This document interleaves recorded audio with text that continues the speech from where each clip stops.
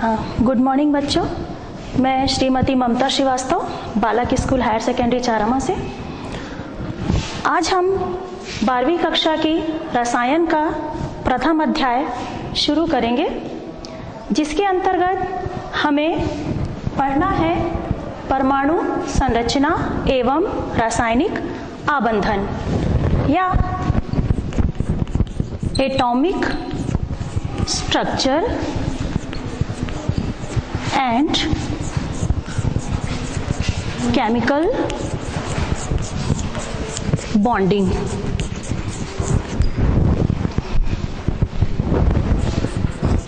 जिसके अंतर्गत सर्वप्रथम हम परमाणु के संरचना के बारे में परिचय का ज्ञान लेंगे। सर्वप्रथम भारत देश के महान दार्शनिक ऋषि कणाद के द्वारा परमाणु की अवधारणा प्रस्तुत की गई, जिनके अनुसार संसार के प्रत्येक पदार्थ छोटे छोटे कणों से मिलकर बना हुआ है, जिन्हें ऋषि कणाद ने परमाणु कहा। कणाद ऋषि के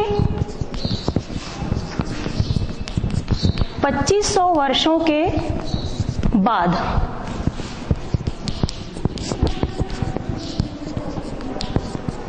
कणाद ऋषि के 2500 वर्षों के बाद सर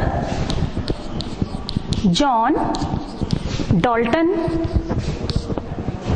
के द्वारा पुनः परमाणु सिद्धांत या परमाणुवाद प्रस्तुत किया गया, जिनके अनुसार संसार के प्रत्येक पदार्थ अविभाज्य सूक्ष्म कणों से मिलकर बने हैं, जिन्हें परमाणु कहा जाता है। कणाद ऋषि और सर जॉन डॉल्टन दोनों के परमाणुवाद में लगभग समानता थी कि संसार के प्रत्येक पदार्थ छोटे छोटे कणों से मिलकर बने हैं, सूक्ष्मतम कणों से मिलकर बने हैं, जिन्हें परमाणु कहा जाता है। जॉन डॉल्टन ने ऋषि कणाद के 2500 वर्षों के बाद जो अपना परमाणुवाद दिया, उसमें थोड़ा सा यह अंतर और आया कि उन्होंने उन सूक्ष्मतम कणों को, जॉन डॉल्टन ने उन सूक्ष्मतम कणों को अविभाज्य कहा। जॉन डॉल्टन के अनुसार परमाणु क्या है? अविभाज्य कण है, अर्थात परमाणु इतना सूक्ष्मतम कण है कि हम उसे और अधिक छोटे छोटे कणों में नहीं बांट सकते। तत्पश्चात 19वीं एवं 20वीं सदी में अन्य वैज्ञानिकों ने सर जॉन डॉल्टन के खोज को और आगे बढ़ाया। उन वैज्ञानिकों में प्रमुख थे जे थॉमसन, लॉर्ड रदरफोर्ड, बोहर आदि। सर जॉन डॉल्टन के परमाणुवाद का खंडन इन वैज्ञानिकों के द्वारा सन 19वीं और 20वीं सदी आने के बाद किया गया, और बोहर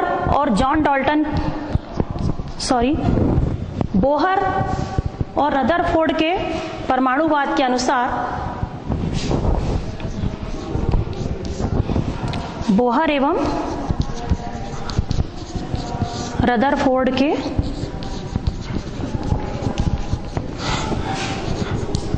परमाणुवाद के अनुसार कोई परमाणु अविभाज्य कण नहीं है।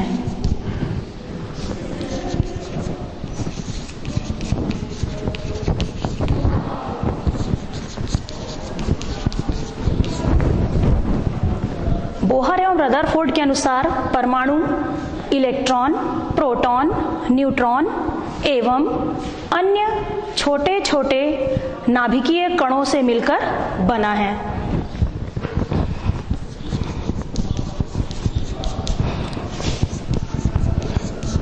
इलेक्ट्रॉन,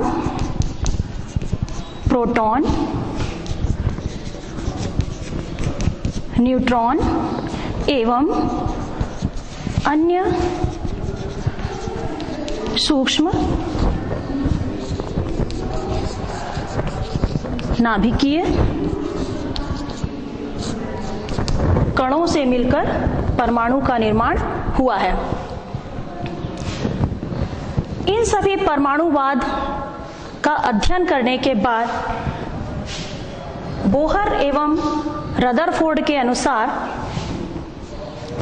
परमाणु की पूर्ण व्याख्या की गई, जो बहुत लंबे समय तक मान्य भी रहा।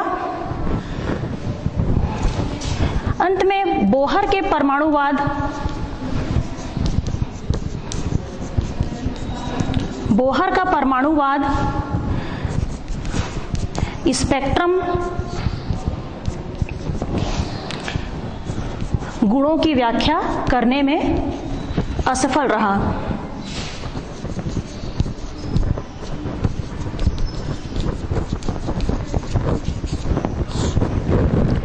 बोहर का जो परमाणुवाद था वह किसी इलेक्ट्रॉन के स्पेक्ट्रम के गुणों की व्याख्या करने में असफल रहा, जिसके बाद अन्य व्याख्या हेतु तरंग यांत्रिकी, धारणा, श्रोडिंजर समीकरण, हाइजेनबर्ग का अनिश्चितता सिद्धांत आदि सिद्धांतों के द्वारा फिर परमाणु संरचना को व्याख्या की गई।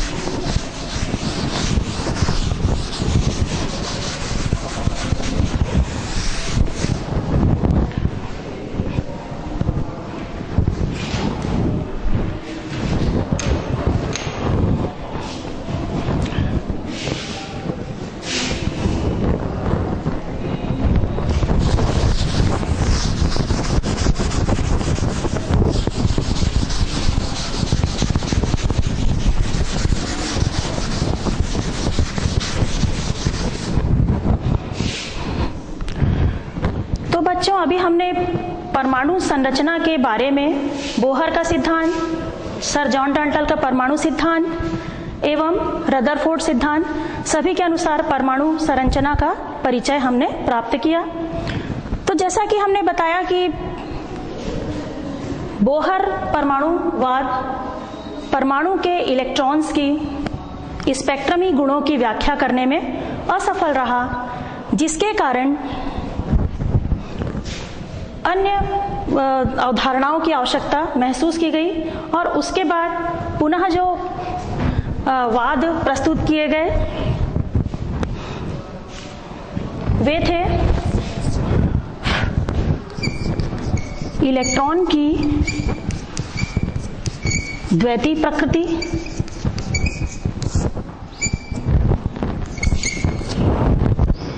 दूसरा है हाइजेनबर्ग का अनिश्चितता सिद्धांत एवं तरंग यांत्रिकी धारणा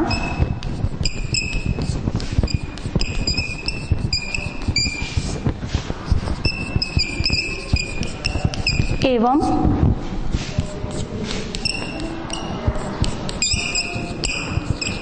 श्रोडिंजर समीकरण।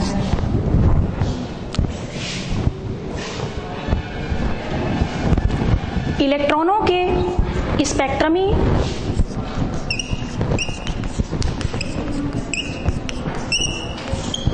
गुणों की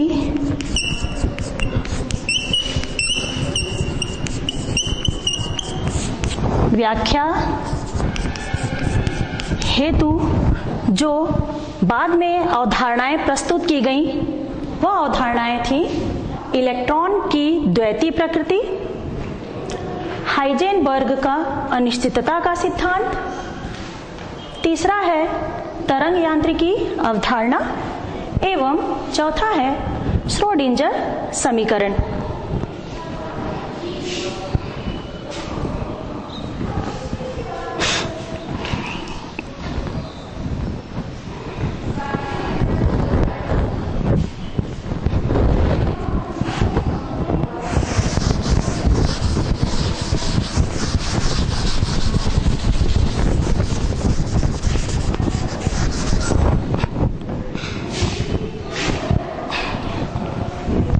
सर्वप्रथम जो इसमें पहली अवधारणा है जिस पर हम प्रकाश डालेंगे वह है परमाणु की तरंग यांत्रिकी अवधारणा।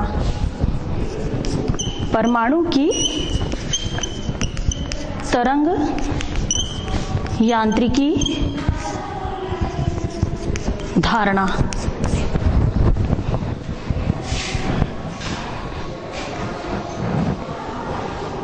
परमाणुओं की तरंग यांत्रिकी अवधारणा, यह जो सिद्धांत है यह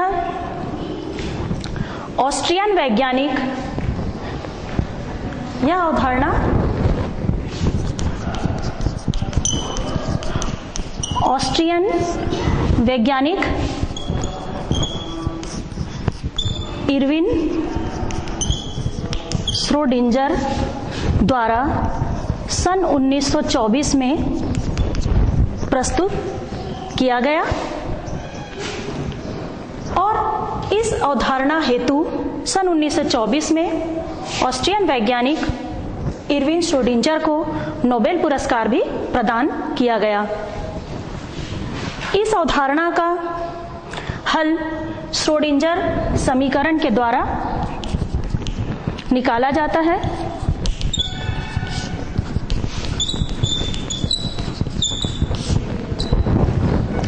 श्रोडिंजर ने किसी इलेक्ट्रॉन की पूर्ण जानकारी या उसके स्पेक्ट्रम गुणों की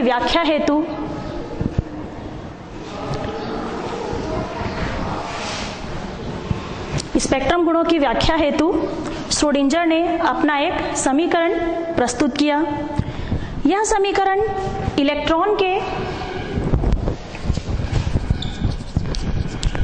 समीकरण किसी इलेक्ट्रॉन के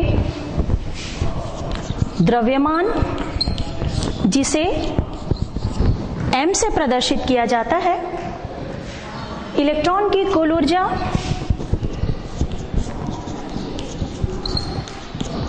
जिसे कैपिटल E से प्रदर्शित किया जाता है,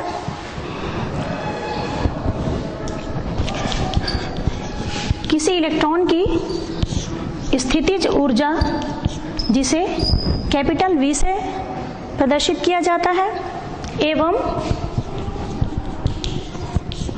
प्लांक स्थिरांक जिसे स्मॉल h से प्रदर्शित किया जाता है, और अंततः किसी इलेक्ट्रॉन के तरंग फलन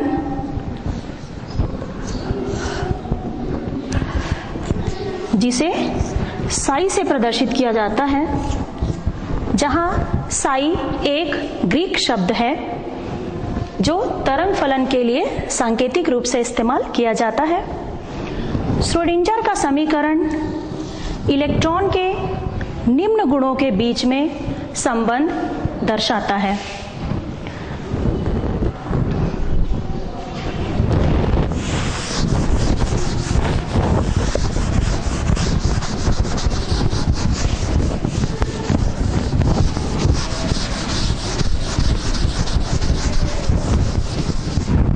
तो जैसा कि अभी हमने आपको बताया कि श्रोडिंजर समीकरण किसी इलेक्ट्रॉन के द्रव्यमान m, कुल ऊर्जा E, स्थितिज ऊर्जा V,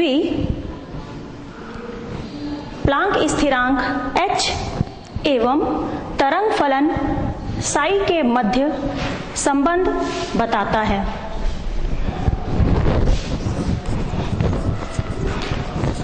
त्रिविमीय तल x, y, z में श्रोडिंगर समीकरण को हम इस प्रकार लिख सकते हैं।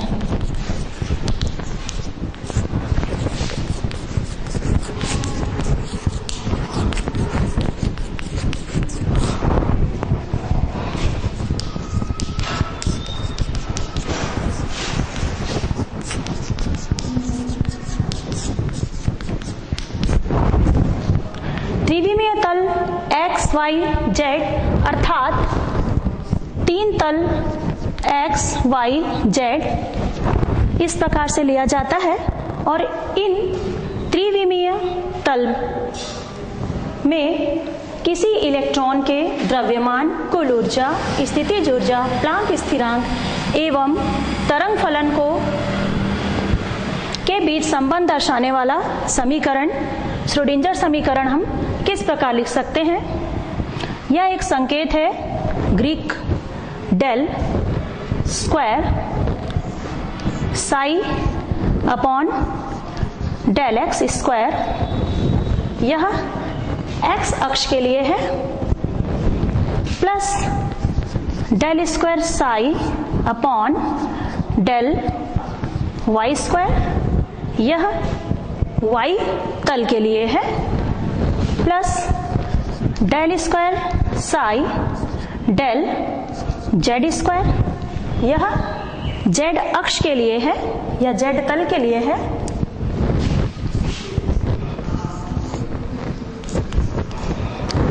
प्लस 8 पाई स्क्वायर, ये पाई ही एक ग्रीक शब्द है, ग्रीक संकेत है। 8 पाई स्क्वायर m जो किसी इलेक्ट्रॉन का द्रव्यमान है small m, upon h square जो प्लांक स्थिरांक है, ब्रैकेट में e माइनस v साई जो तरंग फलन है, बराबर 0। यह पूर्ण समीकरण श्रोडिंगर समीकरण कहलाता है, जो तीन विमीय तल x, y, z में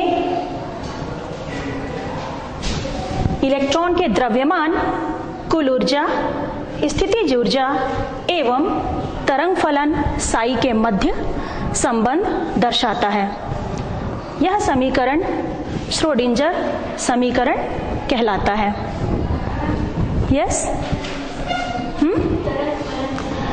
हाँ, तरंग फलन इसके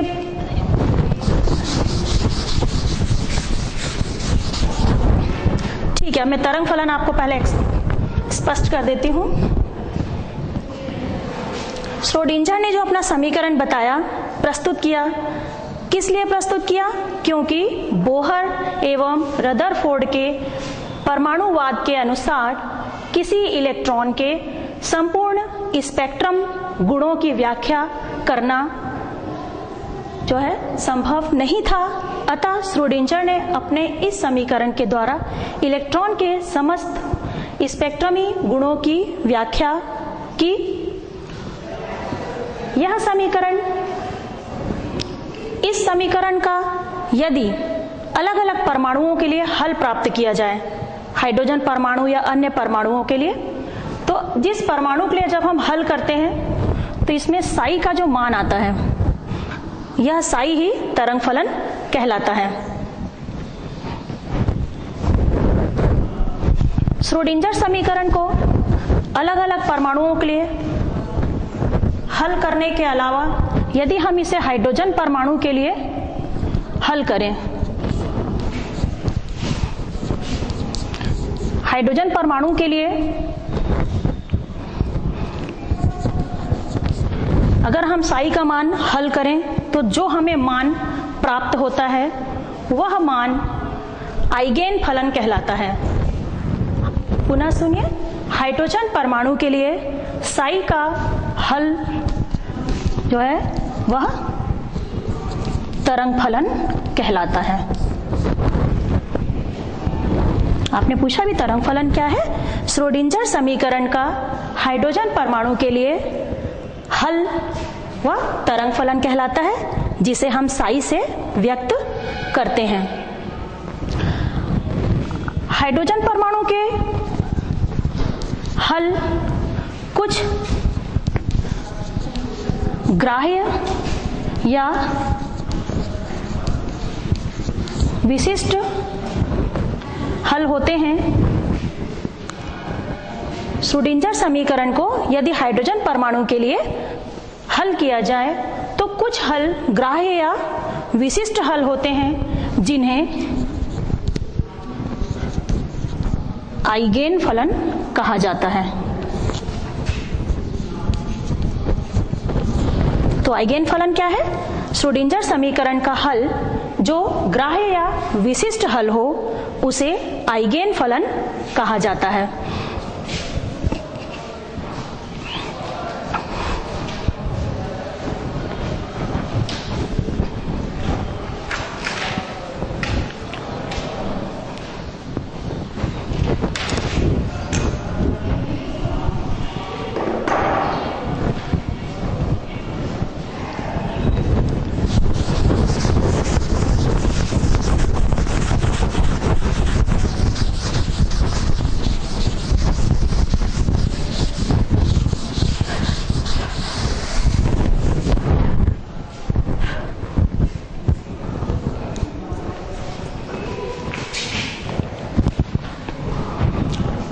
अभी जो हमने पढ़ा ग्राह्य एवं विशिष्ट हल किसका? श्रोडिंजर समीकरण का। श्रोडिंजर समीकरण का ग्राह्य या विशिष्ट हल ग्राह्य या विशिष्ट हल एक विशिष्ट ऊर्जा स्तर को दर्शाता है। किसी परमाणु के विशिष्ट ऊर्जा स्तर को दर्शाता है और यही विशिष्ट ऊर्जा स्तर कक्षक कहलाता है। तो अब तक जो हमने परमाणु संरचना के बारे में पढ़ा और सभी का यदि निष्कर्ष निकाला जाए, अर्थात ऋषि Kanad, sir J Thomson, lord Rutherford, बोहरबरी इत्यादि के अनुसार परमाणु की समस्त संरचना में हमें क्या दिखाई दिया?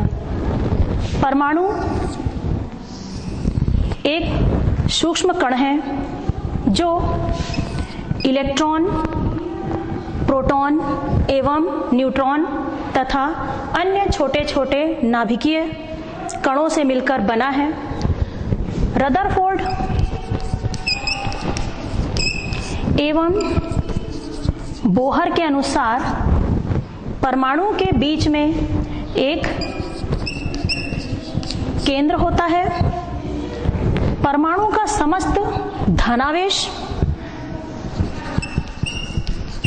एवं भार सभी इस केंद्र पर समाहित होते हैं। अर्थात किसी परमाणु का समस्त धनावेश एवं परमाणु का भार उसके केंद्र पर निर्भर होता है।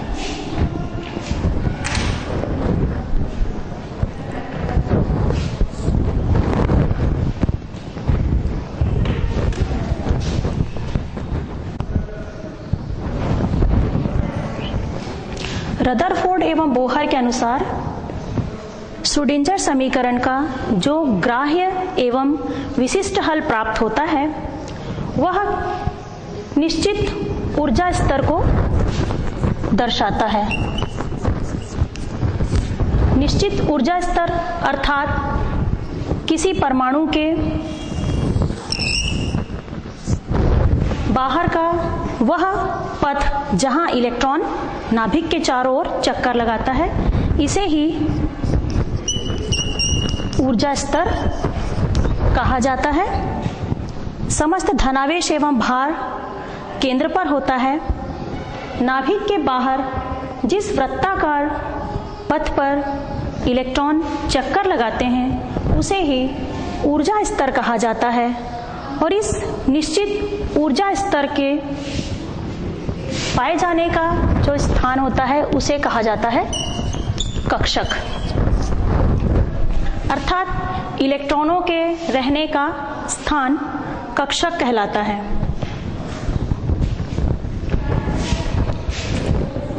तो अब हमने जो परमाणु का संरचना के बारे में एवं श्रोडिंगर समीकरण के बारे में अब तक जो सीखा उसके अनुसार परमाणु एक सूक्ष्मतम कण है जिसके बीच में नाभिक होता है। नाभिक के बाहर इलेक्ट्रॉन वृत्ताकार या दीर्घ वृत्ताकार पथ पर चक्कर लगाते हैं और उस वृत्ताकार पथ को ही ऊर्जा स्तर कहा जाता है और निश्चित ऊर्जा स्तर का मान कक्षक कहलाता है। तो अब हम जो अगला बिंदु जिस पर प्रकाश डालेंगे वह है परमाणु का कक्षक। कक्षक को ऑर्बिटल भी कहा जाता है। कक्षक की यदि हम परिभाषा देखें तो कक्षक की परिभाषा क्या होगी?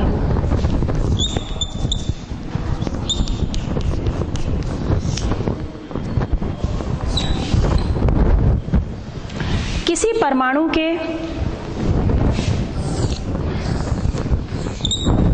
नाभिक के चारों ओर इलेक्ट्रॉनों के पाए जाने की सर्वाधिक प्रायिकता वाले स्थान को कक्षक कहा जाता है।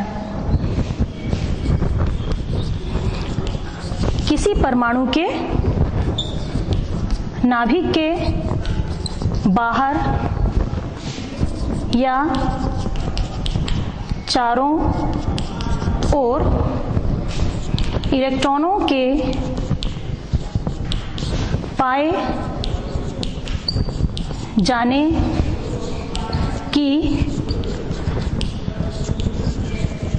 सर्वाधिक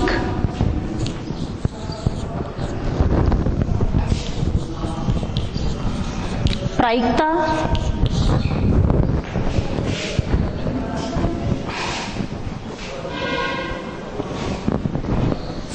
वाले स्थान को कक्षक कहा जाता है, जिसे ऑर्बिटल भी कहते हैं। पुनः सुनिए, कक्षक क्या है? किसी परमाणु के नाभिक जिस पर धनावेश होता है, नाभिक के बाहर का चारों ओर का वह स्थान जहां इलेक्ट्रॉन चक्कर लगाता है, नाभिक के बाहर इलेक्ट्रॉन के पाए जाने की सर्वाधिक प्रायिकता वाले स्थान को कक्षक कहा जाता है। या दूसरे शब्दों में यदि हमें स्पष्ट करना हो तो इलेक्ट्रॉन के पाए जाने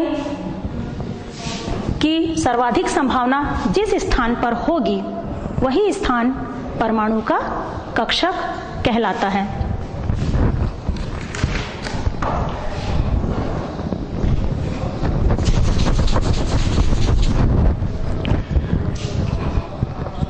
कक्षक दो प्रकार के होते हैं।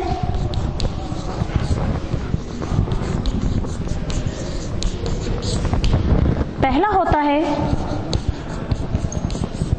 परमाणु कक्षक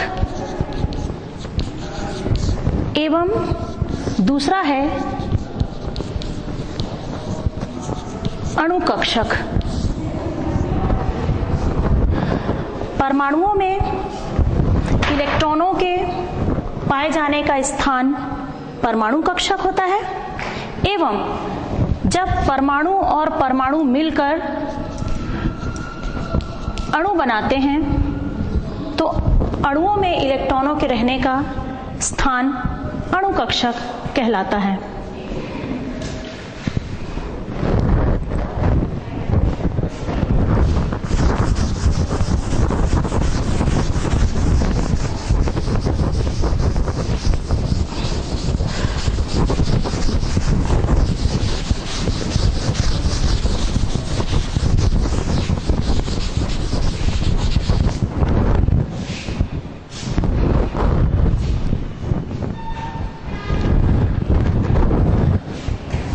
हमारा अगला बिंदु है परमाणु में कक्ष और कक्षक।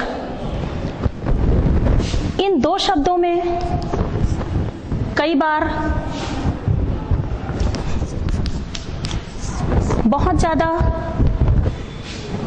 संदेह की स्थिति आती है, कक्ष क्या है और कक्षक क्या है, अथवा कक्ष या कक्षक में अंतर क्या है। कक्ष जिसे ऑर्बिट कहा जाता है, कक्षक जिसे ऑर्बिटल कहा जाता है। अब हम जो अगला बिंदु है परमाणु संरचना का, वह है कक्ष एवं कक्षक में अंतर। तो अब हम क्रमवार कक्ष एवं कक्षक में अंतर को समझेंगे।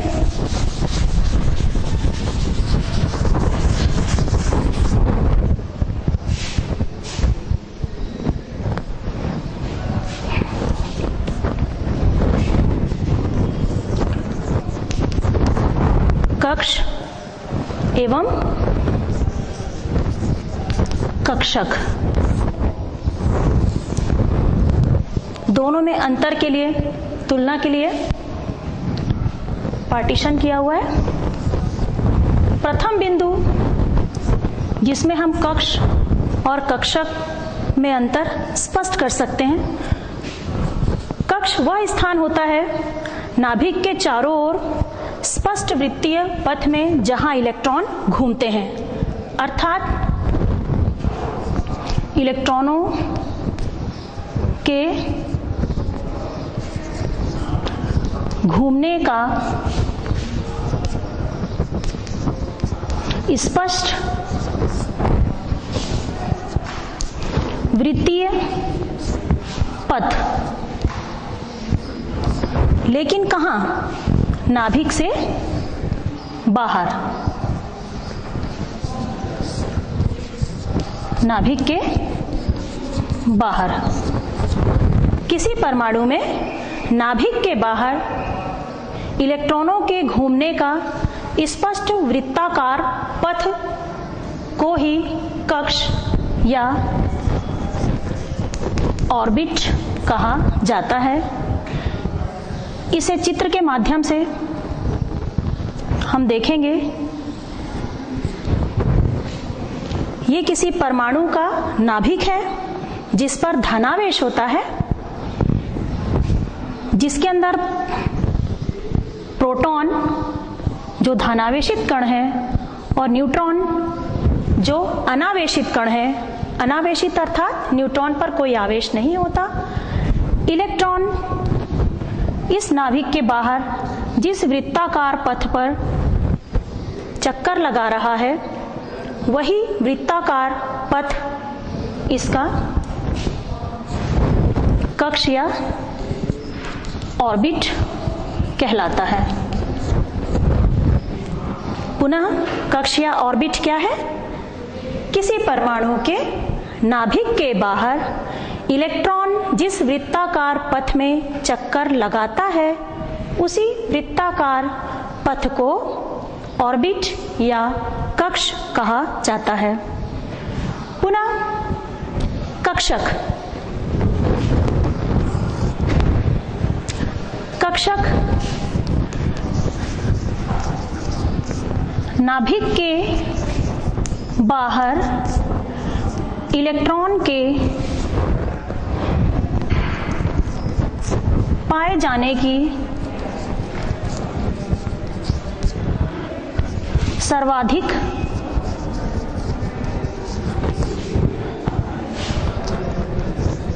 प्रायिकता को या प्रायिकता वाले स्थान को कहा जाता है। कक्ष क्या था? नाभिक के बाहर इलेक्ट्रॉनों को वृत्ताकार मार्ग में चक्कर लगाने वाले पथ को ऑर्बिट कहा जाता है, जबकि कक्षक या ऑर्बिटल क्या है? नाभिक के बाहर इलेक्ट्रॉनों के पाए जाने की सर्वाधिक प्रायिकता को कक्षक या ऑर्बिटल कहा जाता है।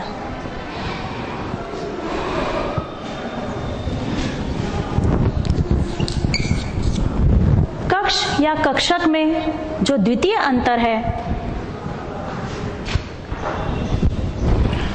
इलेक्ट्रॉनों के घूमने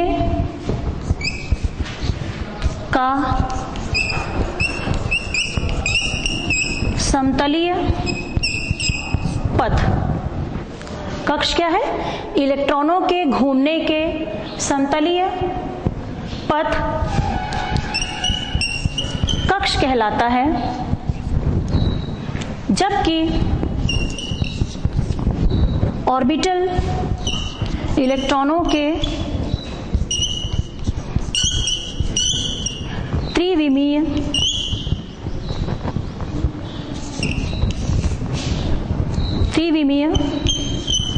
पथ को कहा जाता है।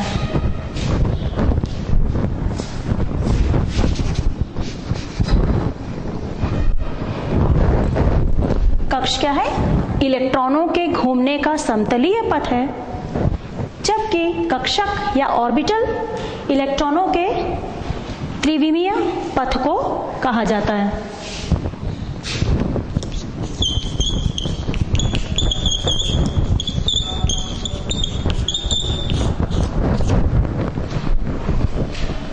इसी क्रम में ऑर्बिट या ऑर्बिटल अर्थात कक्ष या कक्षक में तृतीय अंतर इलेक्ट्रॉनों के घूमने का पथ। इलेक्ट्रॉनों का पथ वृत्ताकार या दीर्घवृत्ताकार होता है। कक्ष में इलेक्ट्रॉनों के घूमने का पथ वृत्ताकार या दीर्घवृत्ताकार होता है,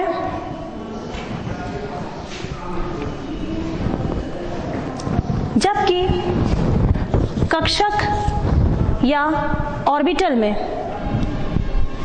इसमें केवल आकार कैसा है? वृत्ताकार या दीर्घवृत्ताकार। कक्षक का आकार अलग अलग होता है। कक्षकों का आकार अलग अलग होता है। जैसे s ऑर्बिटल गोलाकार, p ऑर्बिटल डंबल के आकार का होता है। s ऑर्बिटल गोलाकार, p ऑर्बिटल डंबल के आकार का होता है।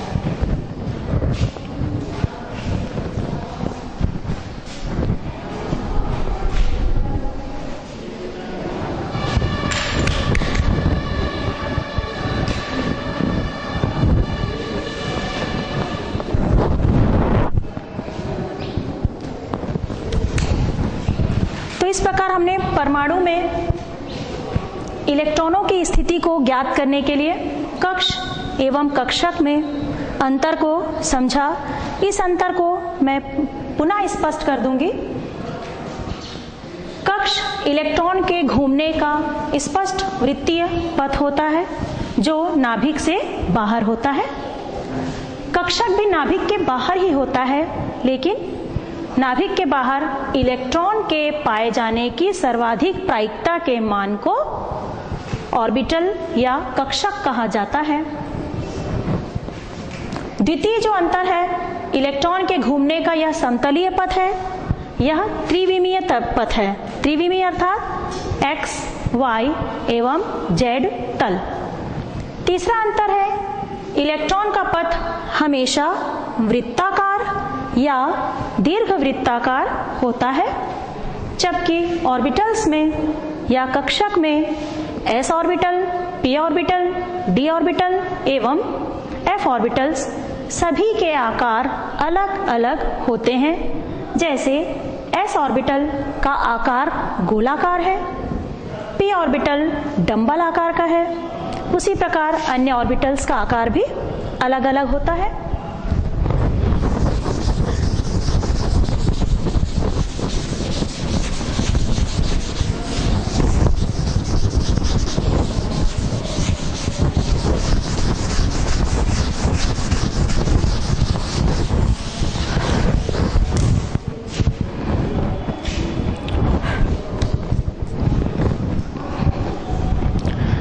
इसी क्रम में कक्ष एवं कक्षक में चौथा अंतर है, कक्ष कभी भी दिशात्मक प्रकृति के नहीं होते। ये दिशात्मक प्रकृति के नहीं होते, क्योंकि यह समतलीय पथ है, दिशात्मक हो ही नहीं सकते। जबकि कक्षक सदैव दिशात्मक प्रकृति के होते हैं।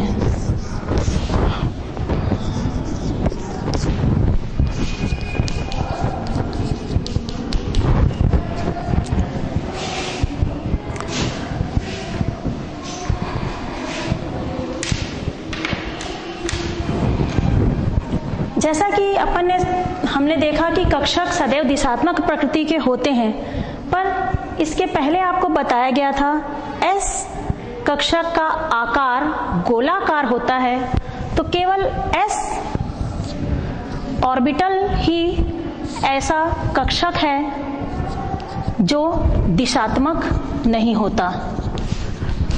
एस ऑर्बिटल दिशात्मक नहीं होता।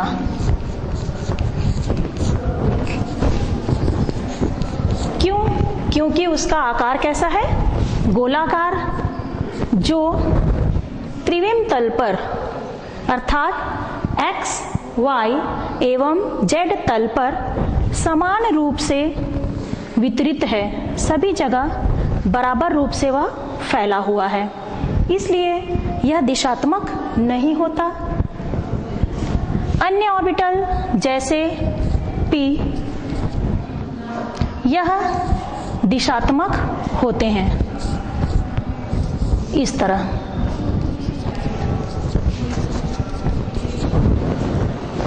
p ऑर्बिटल या d ऑर्बिटल सदैव दिशात्मक होते हैं।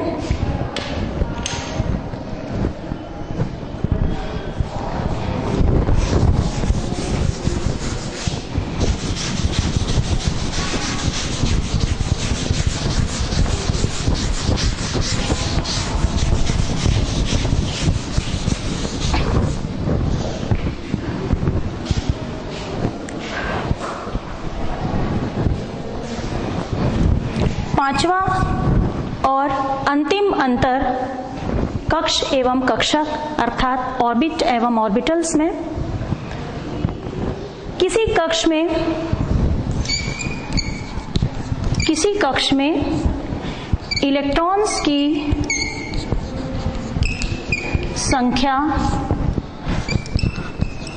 सदैव 2n² के बराबर होती है, जहां पर n ऊर्जा स्तर को दर्शाता है।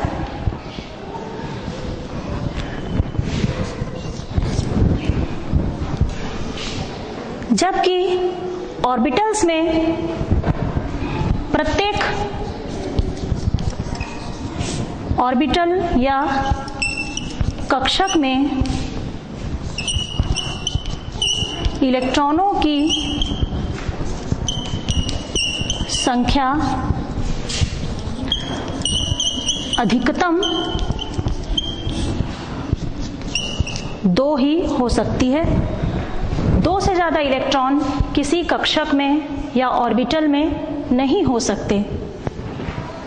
जबकि कक्ष या ऑर्बिट में इलेक्ट्रॉनों की संख्या सदैव 2n² होती है, जहां पर n ऊर्जा स्तर है।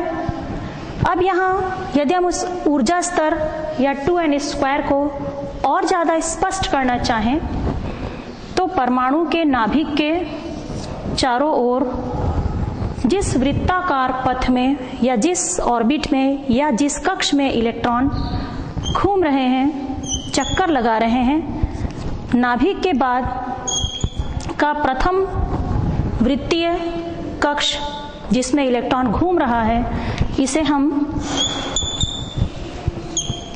n बराबर 1 यानी प्रथम ऊर्जा स्तर कहेंगे। नाभिक के चारों ओर चक्कर लगाने का जो द्वितीय पथ है n बराबर 2, अर्थात हम इसे द्वितीय ऊर्जा स्तर कहेंगे। इसी प्रकार n बराबर 3, n बराबर 4 अर्थात तृतीय ऊर्जा स्तर, चतुर्थ ऊर्जा स्तर आदि कहेंगे। जबकि कक्षक में प्रत्येक कक्षक में इलेक्ट्रॉनों की संख्या केवल 2 ही होती है, जिसे हम इस प्रकार से लिखते हैं। उदाहरण के तौर पे s ऑर्बिटल में हम इलेक्ट्रॉनों की संख्या 2, p के अधिकतम इलेक्ट्रॉनों की संख्या 6, क्योंकि p ऑर्बिटल 3 तलों में होते हैं, px, py, pz, प्रत्येक में अधिकतम 2 इलेक्ट्रॉन, अतः p में अधिकतम इलेक्ट्रॉनों की संख्या 6।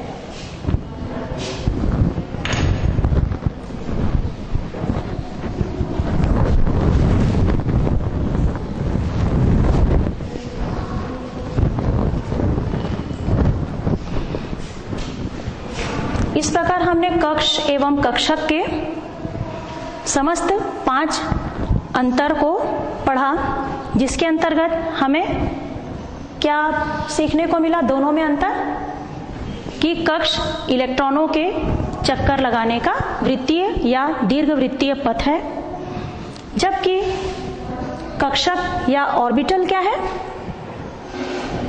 नाभिक के चारों ओर इलेक्ट्रॉनों के पाए जाने का सर्वाधिक प्रायिकता वाला स्थान कक्षक कहलाता है, जहां इलेक्ट्रॉन सर्वाधिक मात्रा में पाए जाते हैं। कक्ष वृत्तीय या दीर्घवृत्तीय होते हैं, समतलीय पथ होते हैं। इनका आकार समतली होता है, जबकि कक्षक का आकार अलग अलग होता है। जैसे s ऑर्बिटल गोलाकार, p ऑर्बिटल डंबल अर्थात डमरू के आकार का, ऐसे d ऑर्बिटल डबल डंबल अर्थात 2 डमरू के आकार का, एवं f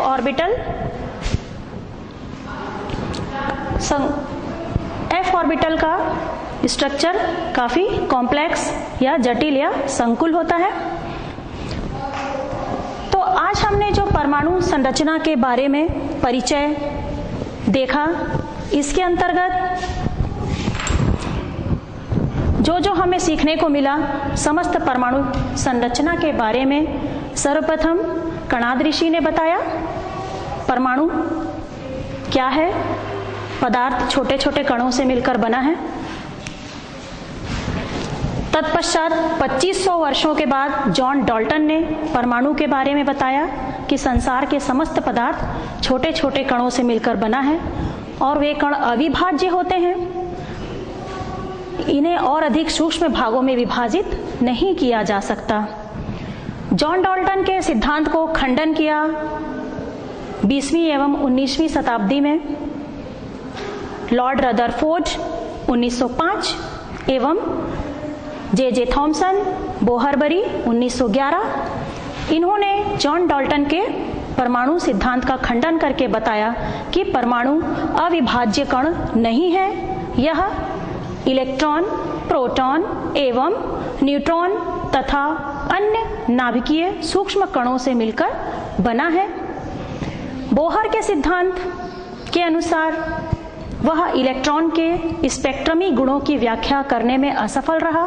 तत्पश्चात सन 1924 में ऑस्ट्रियन वैज्ञानिक इरविन श्रोडिंगर ने अपना श्रोडिंगर समीकरण दिया, जिसके द्वारा इलेक्ट्रॉन के स्पेक्ट्रमी गुणों की व्याख्या में सफलता मिली। इस हेतु श्रोडिंगर को 1924 में नोबेल पुरस्कार से सम्मानित भी किया गया। श्रोडिंगर ने अपने समीकरण का हल परमाणु अलग अलग परमाणु के लिए अलग अलग प्राप्त किया, जिसमें हाइड्रोजन के परमाणु का ग्राह्य हल जो निकला, विशिष्ट या ग्राह्य हल, जिसे कक्षक कहा गया। कक्ष या कक्षक में हमने अंतर पढ़ा कि कक्ष इलेक्ट्रॉन के घूमने का दीर्घवृत्ताकार या वृत्ताकार पथ है, जबकि कक्षक इलेक्ट्रॉन के पाए जाने की सर्वाधिक प्रायिकता वाला स्थान है। धन्यवाद।